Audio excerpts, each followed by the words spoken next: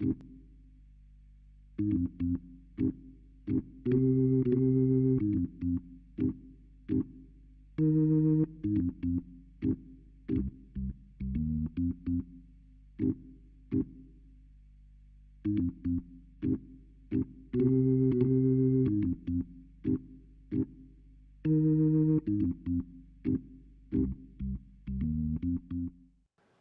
morning, everybody. It's a beautiful Saturday morning once again. This is Josh here with On the Wrong Lead and Saturday Starting Gate. Got my little Keeneland zip up. Got my Keeneland mug. I don't know what we're going to talk about today, but I got coffee at least. Caleb is currently on assignment in Chicago, aka visiting his girlfriend. I'll be grabbing brunch with him tomorrow, so it should be a fun time. I don't know where Mark is. We got to put out the I don't know, missing persons or something. I don't know where he is. Maybe he told me he wouldn't be able to make it, and I don't know, didn't pay attention. Maybe I fell asleep or something while he was talking. Maybe I hit him with the old just boot him out or something with the soundboard. I don't know what happened, but repeat of last night. I do have Mr. Andrew Champagne here, for at least for a little bit. I know you got some stuff going on this morning, but thank you for joining me here early this morning and for probably waking up like earlier than you normally do on a Saturday morning. So not necessarily earlier than I usually do, but out here on the West Coast, it's about 9 o'clock. I was in bed until about 20 minutes ago, so this could be fascinating. If you're a fan of zombie handicappers, you found the correct show.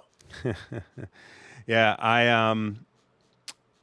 I don't know how much of this card I'm going to play cash wise, but I did enter a tournament, a pick and pray tournament. So I did cap through all this. So my notes here are going to be a little different than they normally are because they're going to be looking at it from a tournament perspective.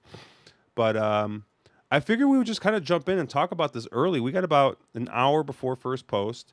So I figured maybe we just talk through the early, see if there's anything here early that we like.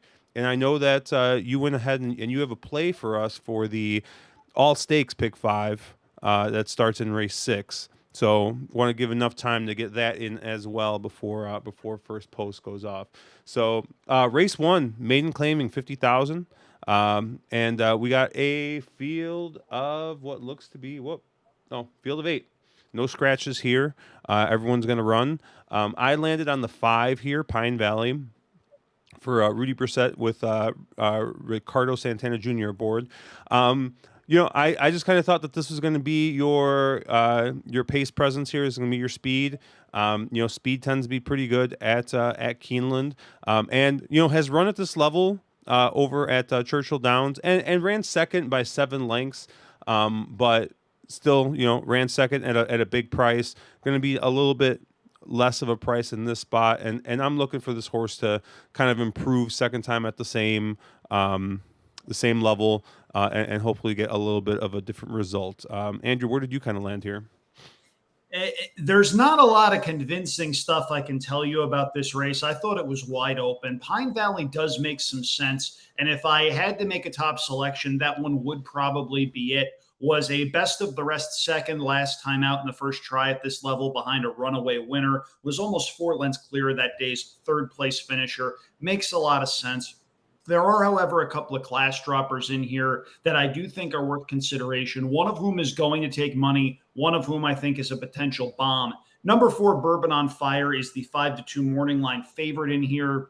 From a speed figure standpoint, I understand, but this horse hasn't been close. I wouldn't mind if there were a couple of seconds and thirds beaten, 3-4 lengths maybe against Maiden Special Weight Company. The only times this horse has been in the money were in the debut behind Tis the Bomb, where this horse was second beaten 14 lengths, and 2 back at Churchill, third beaten 7.5. Just screams like an underlay to me. The bomb, though, that I think is a little bit interesting is down towards the rail, and that's number 1, Celluloid Hero. Celluloid Hero almost certainly needed that first start. Good morning, Charles. Hope all is well. Second time out, showed some speed going a mile and 70 yards against Maiden Special Weight Company. Faded to third that day. I like the route to sprint cutback. I like the first time Lasix. I like the class drop. And this is a trainer that has success with similar droppers. Per the daily racing form, 25% maiden special weight to maiden claiming, 10 to 1 on the morning line. And I think you're going to get that price or something close to it come post time. If you're playing that early pick 5, the one hits me as a must use. Yeah, I kind of looked at the one a little bit just because in these kinds of races, when you have a lot of um, like I know this has a negative connotation, but a lot of loser horses that have had a lot of tries Yeah. at this at a lot of tries at this. You look for like the lightly raced horses, and yeah, like this horse was coming from a maiden special weight at Delaware, so how good was the field that they were facing there? I don't know, but yeah, I gave a little bit of look as well to the two Crow's Nest, and actually like I went through and I made my plays. I wrote B down here for Bourbon on Fire. I'm not playing this horse. I used him as my backup in a tournament, but I'm actually going to change that to the two. The first time starter. When you kind of look at just a sea of unimpressive horses, you look for the new shooter, right? And the two Crow's Nest, great connections. Todd Pletcher, Irad, currently is not taking much money. Is 5 to 1 right now. I know we're an hour out, so a lot's going to change. Currently, the 8 Roan for the Rose is 9 to 5. There's not a lot of money in the pool yet. If I look real quick, looks like there's only 15,000 in the pool right now, so there's not a lot there. But That's got to be maker money, right? probably. It's got to be something. I don't know who would be betting this horse this early and that heavily. Matthew here, our friend Matthew Bickey, who is if you guys don't know, is a tournament player mostly, but he loves himself bet mix. It's a big bet mix guy. So he likes the 3 here, Beyblader most. Did you look at this 3 at all? I did. Needs some pace, may well get it. Just hits me as a horse that at 0 for 7 has sort of had too many chances. 6 to 1, I think, is a fair price. If the horse gets bet down off of that, it hits me as a little bit of an underlay. But you see, Celluloid Hero's probably going to go. Pine Valley's probably going to go. You Make Me Happy and Morning Cup are both probably going to go. I get the logic here for sure. Last 2 starts haven't been terrible, just sort of runs the same race every time out. Probably a horse I'd throw in underneath to clunk up for a piece. Not sure good enough to win, though. Yeah.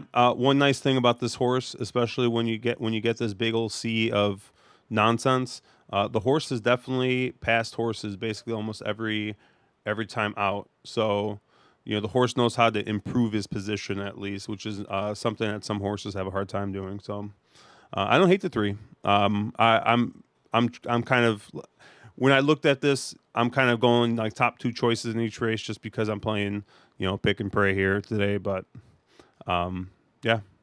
Anything else on race 1?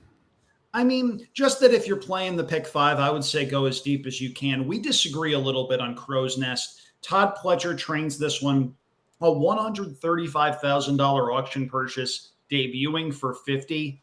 To me, that just hits me as a dump, especially first time out, late in the 3-year-old year. This is a case where I think while the 8 is favored right now, I think Crow's Nest is going to get hammered. And to me, that just seems like a sucker bet at a short price. Yeah, it's interesting. It's a midshipman, which I mean they great. I think it's a pretty good sire. I was gonna say great sire, but it's a good sire.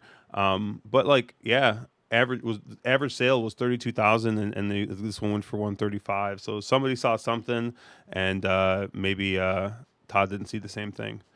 So let's move on here to race 2. We got a 100K maiden race, maiden special weight. Going 6 furlongs here. You got a couple scratches. Scratch the 1, scratch the 3, scratch the 8, scratch the 13, and the 15.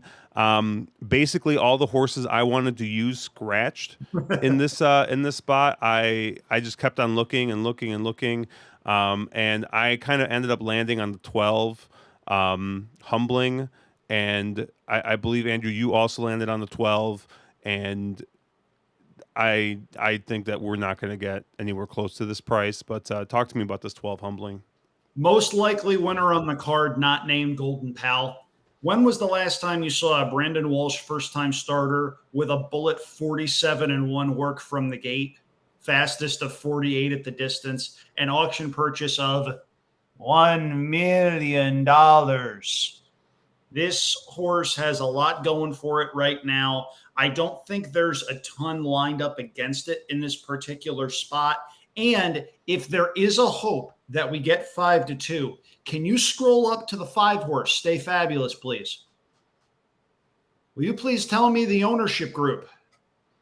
Oh no, my racehorse. Takeout Reducer, baby. Oh my goodness So gracious! humbling. I wasn't even ready for this. I wasn't even ready for this. So we got the takeout reducer alert here on my racehorse. What's funny is I actually like that horse. That was my second choice. If I was playing horizontally, I would use both the 5 and the 12.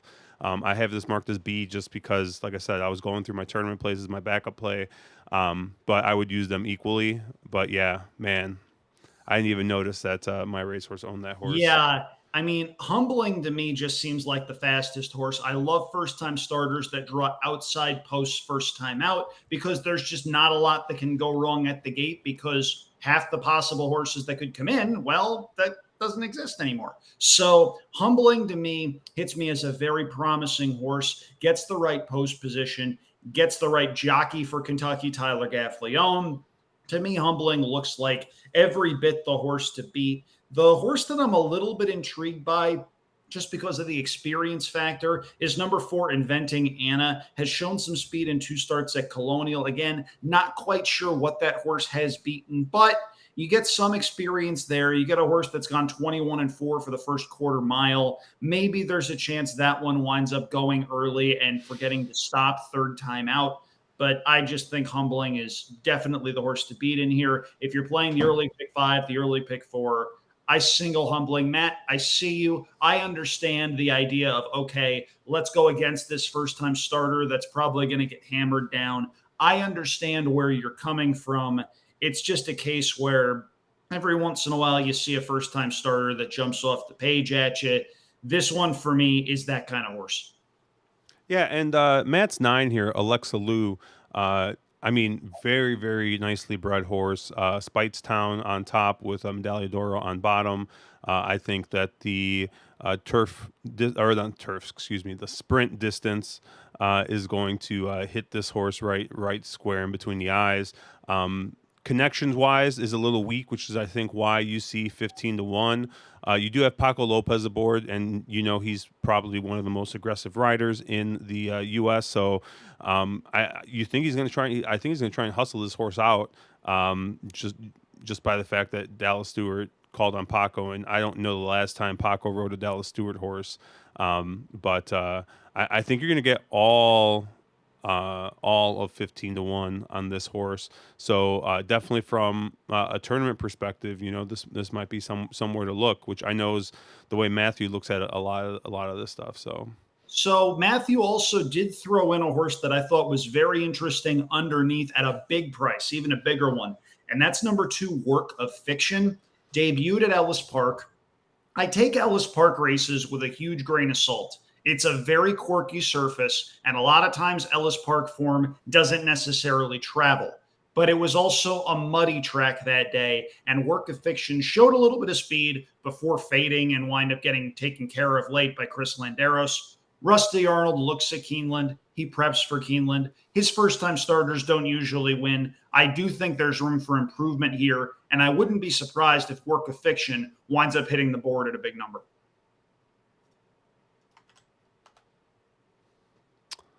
Sounds good. Let's move on to race 3 here. We're going to be going 7 furlongs on the dirt here, 30,000 claiming N2L. And I think this was another race that we basically avoided all scratches. Yep. So we got all 8 running in this spot. This was a tough race for me because I didn't really I didn't really like any horse in this race, which is surprising for a 30 claimer. But these are N2Ls, so sometimes I think these races are bigger crapshoots than even maiden races. But I landed on Bayshore Foxes here, the six for Tom Vanberg and Edgar Morales. The horse is coming off a very long layoff, nearly a year, and if you kind of look back to kind of the races early in this horse's career, I mean, they look much better, I think, than a lot of the other horses in this race. Now, mind you, we're looking back at April, June, August of 21. It is now October of 22, and we haven't seen this horse anywhere. The works, not exactly like screaming, "Hey, this horse is coming in fully cranked in," but Tom Vanberg still he's 16%, 90 days away, so he does know how to train up a horse off a layoff. Edgar Morales has ridden a couple horses for him, is one for two in the last 60 days. So, there's a little bit of a connection there. So I'm going with this horse because I'm just going all the way off his back form, and I'm hoping he runs somewhere near where he ran before the long layoff. Um, it was really tough. I wanted to go different ways. I landed on the seven Big Java, who's I think is going to be the favorite. Um, but just looking at it more and more, I really have no interest in this horse. Um, I don't know. This just screams like kind of a bad race. I had a really really hard time looking at this, and like I said, like I'm choosing a horse coming off a year layoff, hoping he's going to run back to what he's doing. When a lot of these horses have been running and running a lot this year, so I'm interested to see where you kind of went here, Andrew. This is a spread race for me too. I wish I had a stronger opinion. I don't. In the early pick four that I'm playing, I'm going to go five deep in here, and I'm using the five outside most horses. I see where you're going with Bayshore Foxes. The layoff is a really big concern for me. This horse just seems like it needs a race. And also, is there an ability to protect horses from being claimed in Kentucky? I don't know if that's a state rule there or if it's just in other states, but if there was, and this horse is running for 30 when it could possibly be protected elsewhere, that's a little bit of a red flag for me. The two that I want to focus on a little bit are number five, Mrs. Nushi, and number four, Sweet Beauty. Mrs. Nushi's record looks a little bit better if you toss that race two back at Kentucky Downs. That just seems like they were trying to take a shot because there wasn't a whole lot else in the condition book. That horse had run on turf once before. It didn't necessarily go well, just not a turf horse. You cross that out, and in the last couple of starts, you have a win and 3/3, including a third at this level last time out at Churchill, where she had sort of an adventurous trip. You see that the horse got taken back a little bit, turning for home, and still managed to rally a little bit to hit the board. I like that. 5-1 on the morning line. We get Corrales, who's riding as well as anybody on the Kentucky circuit right now. And 5-1 to me hits me like a very fair price and a pretty attractive betting proposition. Meanwhile, number four, Sweet Beauty, it sounds overly simplistic, but light bulb play. There are times where I don't love the light bulb angle. I think when you're looking at horses that haven't won for a while and sort of back into their first wins, and maybe they're going, hey, now I know what I'm supposed to be doing.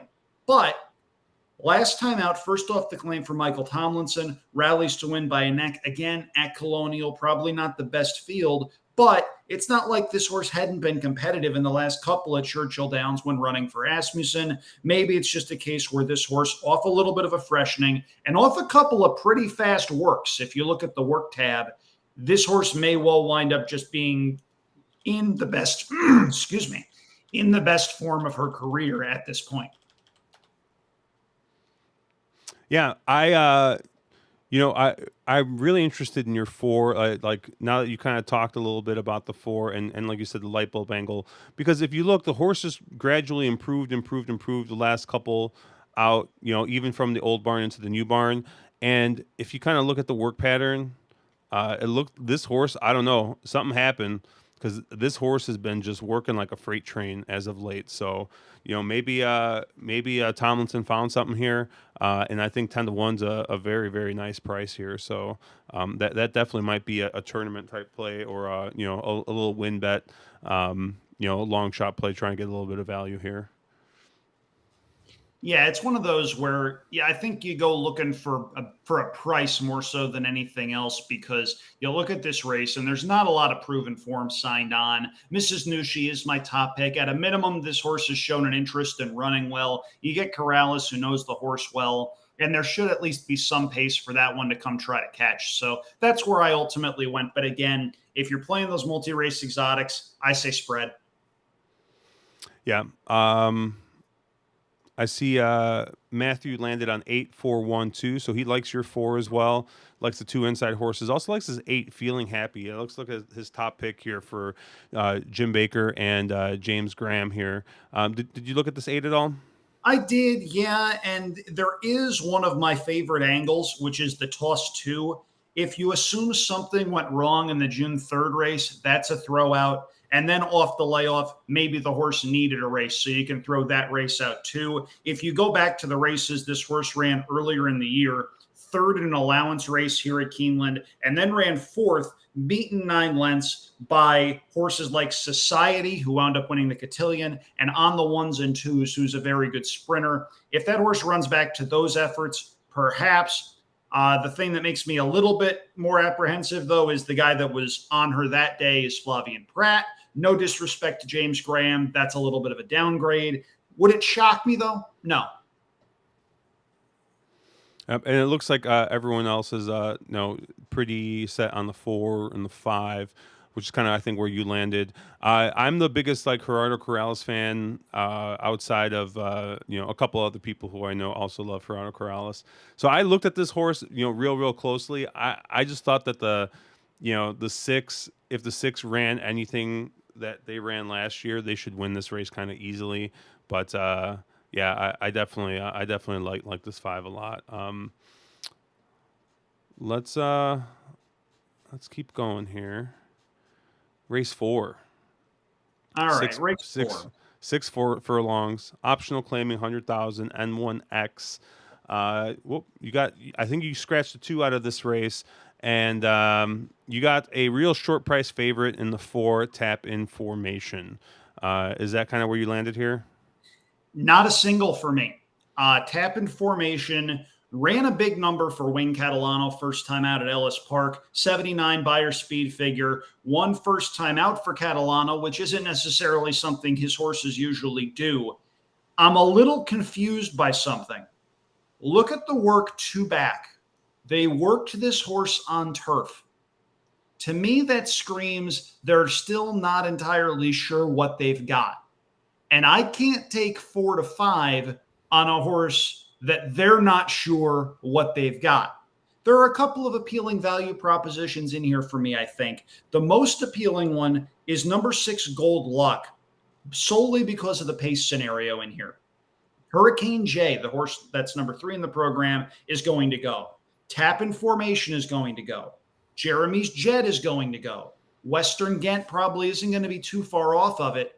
Last time out, Gold Luck got a very similar setup and wound up capitalizing on it. Goes first off the claim for a 17% barn, and may well be a case where the faster they go early, the better this horse's chances figure to be.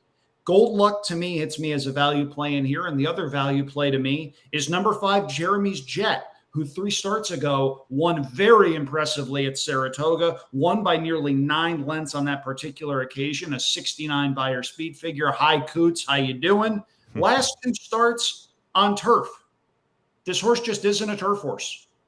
Toss those 2 races and act as though that horse is coming in off of that 9-length win at Saratoga, and tell me that horse should be 15 to 1. Shouldn't be. I think the 5 and the 6 are both very, very live in here. If you're playing those multi-race exotics and you've got a stance elsewhere, you can throw in the 4 somewhat justifiably, but on a standalone win wager, 4 to 5 seems really, really short. I love this 5. This 5 is I think the 4 very much could win this race. I wish there were more horses in this race, or more horses similar to this. One first time out. Um, you know, just to kind of soften up the price a little bit on this 4, because I think the 4 is a real nice horse here. I will say that if you kind of look back to their last win, came in off of 2 bullets and 2 very fast bullets, 45 and 3 and 58 flat. That's blazing. And you know, kind of coming into this race, the work pattern's been okay, but like you said, it's a little confusing. They ran it on turf once, and now they're 48 and 4, which is kind of just like probably more like of a if this horse has got 45 and 3 speed, I mean 48 and 4 is clearly a maintenance work. So I don't know if the horse is fully cranked up for this. Like you said, maybe they still don't know what they want to do. Maybe they want to, take this horse turf sprinting or something like that. I mean, it is Tapiture, and Tapiture does like doing turf sprinting, likes the turf in general. So, yeah, I'm interested to see what they want to do with this 4. And I just saw the price on this 5, and I looked same as you. You cross out those 2 turf starts, why not this 5? I mean, this 5, it did take a couple times to break its maiden, but once it figured it out, won a real nice race back at Saratoga. Yes, it was in the mud, and there is a bit of mud influence here, but why not this 5? This 5 could just get out there on the front end and win. So the 5 is gonna be my top pick in this race, 15-1. We'll see what kind of price we get. You and I both like it, so my guess is this is gonna get halved. There was well, who was the horse? Was it yesterday? A horse that all 3 of us liked. That 2 horse that all 3 of us liked. The turf horse that was in the stakes race. I remember looking, and they like opened up at 2-1 from a 15-1 morning line. I ended up going off at 7-1, so it wasn't that nearly that bad. But I was just like, oh, yep, of course. All 3 of us agreed on the horse. There's no way that line was right. But yeah, I'll interested to see what kind of price we get on this 5. But that's my top pick here, tournament play. Yeah, it's one of those cases where, look, could the 4 win? Absolutely. It's entirely possible the 4 is just a freak. But you look at the horses to the outside, you see one closer, and you see a horse where the last dirt start was something like that. That dirt race for Jeremy's Jet, I don't think was a fluke. That second out effort that you can zoom in on a little bit, where he was second, beaten a half length, that's a good race. It's not like Jeremy's Jet was a one-off. I don't think we're going to get 15-1. I do think 10-1, however, is a distinct possibility. And Charles, yeah, I see that. Stakes entered horses for sure, but that also makes me wonder why he didn't go in a stakes race, though, right? Yeah. It's interesting. I didn't pick up on that right away. That was a turf work. So there's questions there, and I'm not saying the 4 can't win. The 4 could absolutely win, and if that's the case, my guess is the next start after this is going to be that 2-year-old sprint race on the undercard of the Breeders' Cup, and that'd probably be a really nice spot if that horse is a legitimate sprinter. But can you take 4 to 5 on that kind of horse? I don't think you can. All right. Race 5 here. This is going to end the early pick 5. 7 furlongs, an allowance race, $110,000 allowance race, N1X. And we have no scratches, I don't think, in this race either. We got a full field of 12. It looks like your morning line favorite is the 12 Osborne, who I did like a bit, but I went a different way. I ended up going with the 4, who I believe is your second choice, so it wasn't like I'm sticking my neck out in here. The 4, Gulfstream Way, Chris Hartman, Chris Landeros, the Chris connection, I guess you would say. Yeah, this horse is just coming in with some pretty nice form. Has not missed the trifecta the last 4, last 5, 6, 7. I mean, if you really go back, but I'm just kind of looking since the barn change. I mean, the horse has just kind of, really turned into a very consistent performer. On Brisnet, the horse the figs are very consistent. And won an allowance race at Churchill at 6 furlongs. And has been running at 7, 1/16 a mile, kind of those middle distance type races here, and has just done very well. I think this is a real consistent horse. I think you're going to get a fair price here at 4-1. I think that this horse is going to be forwardly placed, not necessarily on the lead, and is going to get that first run on the leaders here in this race. And you just got to hope that Chris Landeros can work a trip out here with this horse. Chris Hartman, a really nice, really good trainer, and does very well here on the Kentucky circuit. So I really just liked the 4 Gulfstream Way here as your second choice here at 4-1. Yeah, Gulfstream Way is my top pick as well. I'll close out the early pick 5 here. And then if I could dive into the all stakes pick 5 and then start getting ready to cut out, because I do unfortunately need to be somewhere at the top of the hour. Yep. So Gulfstream Way I liked for a lot of the same reasons you did, is this kind of speed horse that I like, and the fact that, yes, Gulfstream Way's got a lot of early speed. You see that race at Ellis Park 3 starts back, 22-2, 44-4. But he doesn't necessarily need the lead in order to run well. Tactical speed is a huge asset, and I think Gulfstream Way has every chance to work out the trip he wants and get the money either on the lead or just off of it. Osborne makes some sense. The thing I don't like about Osborne is, yes, he's been running against some pretty darn good 3-year-olds, but at some point he's got to win something. He keeps running second and third, and that concerns me a little bit. I wonder if maybe he's turning into a little bit of a pack animal. And can you bet a pack animal as a favorite? I don't know if you can. There are 2 bigger prices, though, that I do want to talk about. Number 2, Zap Motion, is another one whose form just looks so much better if you toss out races on the turf, a surface he just doesn't like. Toss out the race 3 back at Woodbine, where he was 10th beaten 7.5. Toss the debut at Fairgrounds, and you're left with a horse that has a win in 3 seconds in 4 starts. 15-1 with Luis Saez up for Jonathan Thomas.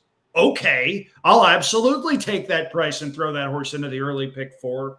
I think Zap Motion is another one that's got some versatility. 2 starts back, sort of misses the break, winds up rallying for second, beaten 5 lengths. Then last time out at Colonial, duels through some very fast fractions. This horse, I think, has shown some talent and winds up going the right way. You look at the last couple of buyer speed figures, they're going the right direction. You see on your sheet there, Josh, a 76 followed by an 85, another forward step into the low 90s, and I think this horse could absolutely win at a pretty big price. The other one that I'm going to throw in, just in case the race falls apart, is number 11, Embrace. Last time out, got that race falling apart set up and wound up running 4th, beaten 3 lengths. Gets Joel Rosario, who shines with these kind of horses, where you can just take them back and make one run if everyone else goes crazy up top. Embrace, to me, is sort of, it's a little bit of a defensive use, but 8-1 on the morning line, and I think it might drift up a little bit come post time. May well be a knockout horse in some of those early wagers. So for me, it's 4 with 2, 11, and 12, and I may well wind up playing some exactas too. Yep. Charles is right there with you. He's got 4, 9, 11, and 12. Matthew thinks that that we get a price in here. He likes the 8, the 3, the 5, the 9. He also likes your 2 a little bit here. So, but I know you got to go soon. So before I wanted to toss up your ticket here. This is for that all stakes pick 5 here. You got a $30 ticket that you like here. Obviously starting in race 6. You're going with the 6 here, Oceanic. You're going against Golden Pal. My mistake. That should be Golden Pal. That's okay. That's Golden Pal. Okay, my mistake. Yeah, I think I was like, wow. I was like, man, this fireworks, baby. Let's go. I would love to think that I could do that and be that kind of gutsy, but Golden Pal is one of the best turf sprinters in the world and faces a field that is good, but not the field that he ran up against in the King's Stand when he totally missed the break. Thanks a lot, Irad, on that. But this is a horse that loves Keeneland, loves this 5.5 furlong route, and to me is a free square. I understand if you're trying to go against him. And look, if you are trying to go against him, you could do a lot worse than Oceanic, who comes in off a 100 buyer speed figure in a big win at Colonial in a stakes race named after DeHaas, who won that allowance race at Colonial and went on to win the Breeders' Cup Mile. But Golden Pal, to me, just hits me as miles the horse to beat in this particular race. Moving on to the 7th, there's a big scratch out of that race. Unfortunately, number 4 Caribbean Caper is out. I liked Caribbean Caper a lot in this particular race. I'm going 3 deep. My top pick is actually a horse that you have a big old question mark by, and that's number 5, Sconson. Bill's the One is not here. This spot represents significant class relief for a horse that should get plenty of pace in front of her. Also going to use number 3, Club Car, and number 7, Slammed. Slammed ran a huge race last time out at Del Mar and will probably go off as the favorite in this spot. Second, beaten a half length by Edgeway, who's probably going to be seen in that Breeders' Cup Filly and Mare Sprint. Todd Fincher's done a really nice job picking some spots and shipping that horse around, and I think Slammed is one that you certainly need to consider in that particular race. Race number 8 is the Grade 1 First Lady, and shocker, I think Chad Brown wins the race. I'm really going out on a limb there. I'm 2 deep using In Italian and Regal Glory. I don't know what to make of the Diana. I don't think anybody does. And I see a question mark that you've got there by the A. What do you make of a horse that had run well, but then steps up, runs a track record time in the Grade 1 Diana, 1:45 for a mile and an eighth? After an opening half mile and 45 and 4, you're not supposed to do that. In Italian and Regal Glory are the 2 horses that I think you need to use in there. I'm taking a stance against technical analysis, which probably means Chad's going to come up and bite me right in the butt. But I just think In Italian is faster, and I think technical analysis might be up against it because of that. Moving on to race number 9, I have the one dad joke that I am allotted in this particular show here. You like Loggins, don't you? I changed all my passwords to Kenny. All I have are Kenny Loggins. Waka, waka, waka. I like Brad Cox in here. Loggins and Instant Coffee to me hit me as the 2 big horses to beat. A 90 buyer speed figure for Loggins last time out and comes in off a really nice work. Instant Coffee, meanwhile, was actually a horse that won a race we were all on a live stream at Saratoga. Won by 3/4 of a length over Arthur's Ride, who I think is a pretty nice horse and ultimately has a pedigree that I think should love this 2-turn trip. I am against Forte in this spot. I like this horse. I think ultimately long-term, he's an excellent prospect. Deep closer in a short stretch race. To me, as a favorite, that's a horse you got to take a stand against. And I think both Brad Cox runners are going to be very, very tough. And then I'm spreading in the Coolmore Turf Mile. This is a race where ultimately I think you can land on any number of horses in here. I do think there's a lot of speed, even with the scratch of Smooth Like Straight. Classic Causeway is going to go. Mason is going to stalk. Santon won't be too far off. Neither will Annapolis. And Some Like It Hot Brown has one way of going. With that in mind, we agree on the A horse. I see you scrolling by. I think Ivar is going to get a dream setup over a surface he really likes. Modern Games is not showing up in this particular spot. We see this very, very similarly. You're using Casa Creed. You're using Set Piece. I'm using both of those. I am going to use Mason solely on the understanding that this horse hasn't run a bad race in North America. And if it goes a little slower up front, he may well wind up getting the stalking trip. Shad Brown, Flavian Pratt, 12-1. I don't know if I think that's going to happen or not. I think that's going to get bet down a little bit. But it's a wide open race. I'd advise you to spread if you're playing that particular wager. I just think Golden Pal is absolutely the horse to beat in that first leg. So if you're planning on playing the all stakes pick 4, just throw a Golden Pal in on the front end and maybe up your price potential a little bit there. Cost the same amount. For me, it's a $30 ticket. It's not necessarily a ton of money, and I can get 2.5 hours of entertainment out of it. And if I get to the payoff leg, I'm 5 deep. Awesome. Great. Thank you so much, Andrew. I know I kept you a little bit over, so no, it's okay. I've got to head over to my girlfriend's place. We're walking the dogs, and then I'm taking her to a dentist's appointment and running a couple of errands. So got to, be domestic and productive on this Saturday. Awesome. Yeah, I mean, anything else you want to add before you got to go? Just that if you have not seen the premiere edition of Drankin' Champagne, it is up on the On the Wrong Lead YouTube channel. We took a look at the late pick 4 at the big Fresno Fair this afternoon. I'm a Northern California guy. Love the Northern California fairs. We talked a lot about that. It's a lot of fun. We're going to be doing that. We're shooting for weekly. We haven't quite decided on the permanent time and place and when we're going to release everything and whatnot. But if you like what we do on here, check that out. We had a lot of fun last night putting that together, and I'm going to have a lot of fun punching that $12 ticket and rubbing it in once it hits, because my single is not on Josh's ticket. There you go. Well, thanks, Andrew. Thanks for joining us, and yeah, we'll catch you next week. My pleasure. Thank you, everybody in the comments. Really appreciate it. Best of luck today. All right, so now you guys are stuck with me because apparently Mr. El Capitan did not show up today. I actually have no. I know he went out disc golfing this morning. Maybe he told me he wasn't going to show up today, but I don't know. We'll see. But I know we kind of went through those races pretty quick. I saw Charles, and I wanted to make sure he could Andrew can get through his stuff before he left. So I saw Charles. Liked a couple things here. Race 8 or race 7. Likes Joyful Cadence, and I did mark down Joyful Cadence here as a 3 cherry horse. Did have a little bit of a question mark. I don't know what I'm gonna do with this horse yet. I'm not a huge fan of the 7 slammed. I've seen a lot of these West Coast figures come back extremely inflated. Now, mind you, West Coast dirt horses historically have been very, very, very, very strong. But yeah, I don't know. I'm fading the 7 here. This Todd Fincher horse. So I was interested in this 8 kind of getting out there on the lead. I ultimately landed on the 9 Happy Soul as kind of my top pick. I can do it on the pace, off the pace. Is going to be part of, I think, the pace scenario early, but.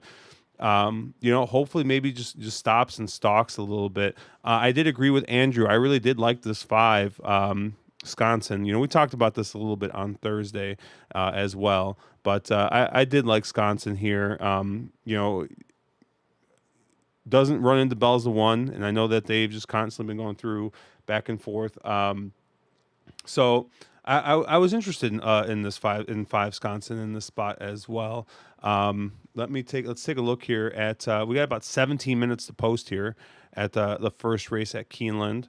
We already talked a lot about this early here. Looks like this 8 is still sitting strong here at 2-1. So somebody must either know something, or I don't know what's going on here. But people really, really liking this 1. I don't see it. There's only 30,000 in the win pool right now, so obviously this could change a lot. But you got 7-2 right now on the 5 Pine Valley, who's my choice. Bourbon Fire and Crow's Nest are both 9-2. And then everyone else is, a lot longer than that. I don't know, man. It's crazy. This first race, the board is nothing like what I thought it would be. So if this 8 beats me at 2-1, so be it. But let's see. We kind of already talked through all of the late races on Thursday. Andrew did mention we went ahead and we recorded our new show. So if you guys haven't seen that yet, check that out. I do see Matthew here. He's talking about race 7. He likes the 9 here. Likes 9 the most. 1, 8, and 5. So he's on Happy Soul as well. So him and I are eye to eye here. I did not look at BetMix, and I also came up with this 9. So congratulations to me. And Matthew has definitely made us look silly very often on these streams. He says we use logic too much, but I love Matthew. He always brings an interesting. He always makes me look at stuff differently. And one horse I definitely did not consider was his 1 Little Tootsie, who he's got written down as his second choice here.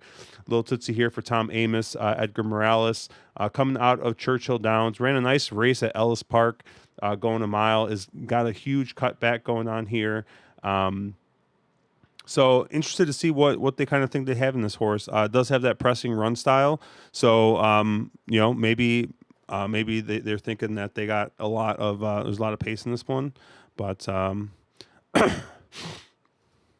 yeah, Charles here saying that people are playing the 8 because of the outside post in race 1. That and I agree with him. He says maybe the horse is capable of winning, but not a favorite for me. No, I mean coming out of that Kentucky Downs race from last year, real long layoff here on this 8 in race 1. I don't see it, but so that's kind of why I'm like, this must be some type of insider money or something, or trainer money here. But yeah, it's interesting. It always amazes me when stuff like this happens, and it also always amazes me how stubborn I am. And I'm like, well, obviously they're wrong, because that's how you have to be as a horse player, right? Think everyone else is wrong, put your money where your mouth is, and then you just get batted in the face with that. But you know what? I think I'm gonna log off a little early here. Normally we try and go till about 12:30 here, but honestly, doing this solo, especially since we're talking Keeneland, we'd already covered Keeneland, and that's really the only thing I'm playing today. I've been playing Aqueduct quite a bit lately. I chased that pick six carryover yesterday, and I just haven't really been close. So I've just been kind of avoided, or sorry, Belmont, Big A at Aqueduct, or back, or whatever the heck they're calling it. But yeah, so I'm just focusing on Keeneland today. I might play, like I said, if you guys haven't seen it, we covered a little bit of the fair, the late pick four at the fair circuit, Fresno, and I talk honestly. What kind of spurred the whole conversation was Andrew just told me how much he loved fair racing, and I'm like, I've never seen a race at a fair, and so we just talked a little bit about fair racing and did stuff, and so check that out, YouTube, or if you guys are podcast people, it's out on the Wrong Lead podcast. It's Drank and Champagne, episode 1, but yeah, if you guys see Mark anywhere, make sure you tell him where the hell were you today, because I have no idea. But yeah, we'll catch you guys later. Check us out at ontherwronglead.com. Obviously, check out, like I said, our podcast, On the Wrong Lead, on Apple Podcasts, Spotify, wherever you guys get your podcasts. That should be coming out weekly as well. OnTheWrongLead.com. Buy a shirt at wrong_lead on Twitter. And we will catch you guys later.